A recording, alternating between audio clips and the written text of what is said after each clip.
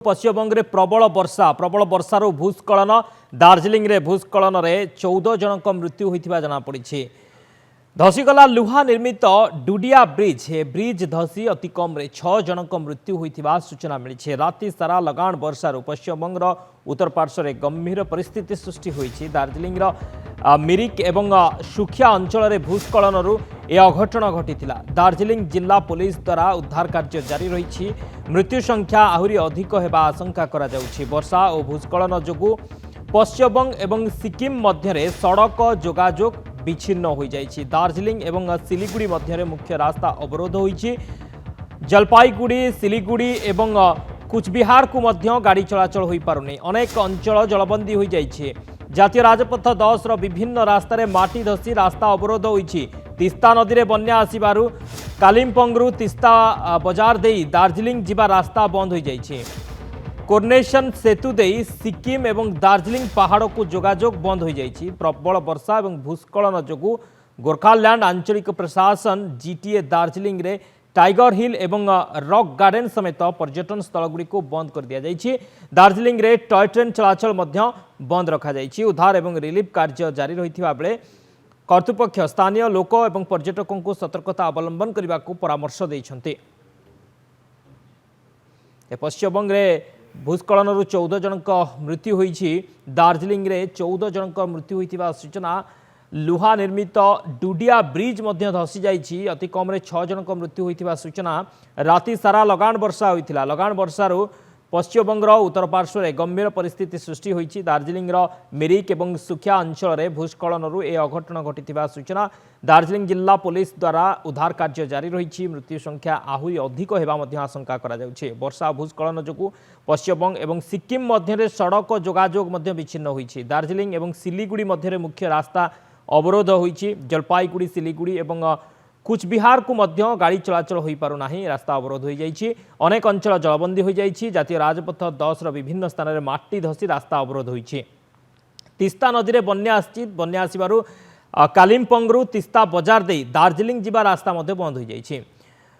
कोर्नेशन सेतु दे सिक्किम एवं दार्जिलिंग पहाड़ को जोगाजोग बंद हो जाइछि।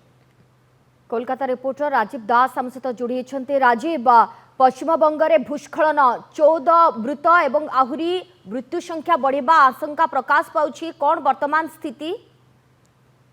पश्चिमबंग जलपाईगुड़ी जिला स्थित दार्जिलिंग जो सेतु एवं सिक्किम रास्ता भूकल नहीं भूकल को लेकिन एपर्यंत 14 जन मृत्यु होती।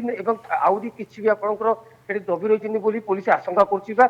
स्थानीय लोक आशंका कर तत्पर सहित बर्तमान आपंकर एनडीआरएफ टीम हूँ एसडीआरएफ टीम रही से पहुंचते। डिजास्टर मैनेजमेंट जी अच्छी से भी पहुंचते उद्धार कार्य बर्तमान चली। मृत संख्या केउटा केउटू बढ़िबार आशंका अच्छी। बर्तमान 14 जन मृत्यु संख्या स्पष्ट भाव प्रशासन कहते।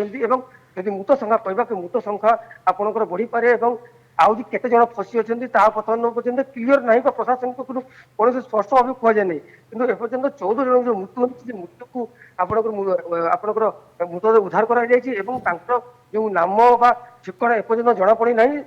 दार्जिलिंग से होटेल थे कौन थे ता भी जना पड़ी ना। पुलिस तदंत भी करुँच मृतदेह उद्धार कर निकटस्थ हस्पिटाल जो अच्छी से पठाई शव व्यवस्था पठाई जाइए। आहरी मृत संख्या बढ़ी पारे किसी लोक से भूस्खलन में फसी रही आशंका शक्ति निहाती। किंतु केउ केउ अंचल अधिक प्रभावित होइछि राजीव? देखो जी कहवा कि आपंकर भूस्खलन स्थल सेतु नक्सल बाड़ी आखपाखे बहुत अंचल अच्छी जहाँ भूस्खलन एपर्यंत प्रभाव पड़ी। जदि कहवा कि दार्जिलिंग इतिहास प्रथम थर यही घटना है। कौन दिन दार्जिलिंग हो नाला कि प्रथम थर এই ভূকলনের ভূকলন जो 14 জনক মৃত্যু হয়েছে আউরি মৃত্যু সংখ্যা बढ़ी বলে আশঙ্কা করা প্রথম থর। স্থানীয় যে প্রশাসন পক্ষর এপর্যন্ত স্পষ্ট নাই কি কেউ কেউ জায়গা হয়েছে কিছু সময় পরে সে প্রেস মিট করে পারନ୍ତି প্রেস মিট করা পরে আপনার বরিষ্ঠ পুলিশ অধিকারী হুঁতু বা ডিএম হুঁতু সেই জিনিসটা রাজীব মৃতকଙ୍କ ମଧ୍ୟରେ କିଛି ସ୍ଥାନୀୟ ଲୋକ বা କିଛି ପର୍ଯ୍ୟଟକ ଥିବା ମଧ୍ୟ ଆଶଙ୍କା ପ୍ରକାଶ ପାଉଛି କି? ନିଶ୍ଚିତ କଥା ଆପଣଙ୍କୁ କହୁଥିଲି କି ଆପଣଙ୍କର যেহেতু দুর্গা পূজা গলা সেটা সে কে বুলিବାକୁ ଯାଇଥିବେ ବା ବୁଲି ଫେରୁଥିବେ ବା ସ୍ଥାନୀୟ ଲୋକ ବି କିଛି ଥାଇପାରନ୍ତି ଯେହେତୁ ସେ ଗାଡି ନେଇକି ଆସିଛନ୍ତି ତ ତାହା ଏପର୍ଯ୍ୟନ୍ତ ସ୍ପଷ୍ଟ କରାଯାଇ ନାହିଁ ବା ପୁଲିସ ପ୍ରଶାସନ ঠিক আছে স্পষ্ট হয়নি চিহ্নট করা যাଉଛି পুলিশ প্রশাসন মধ্যে পৌঁছিছি ধন্যবাদ রাজীব আপনার সমস্ত সূচনা পাই।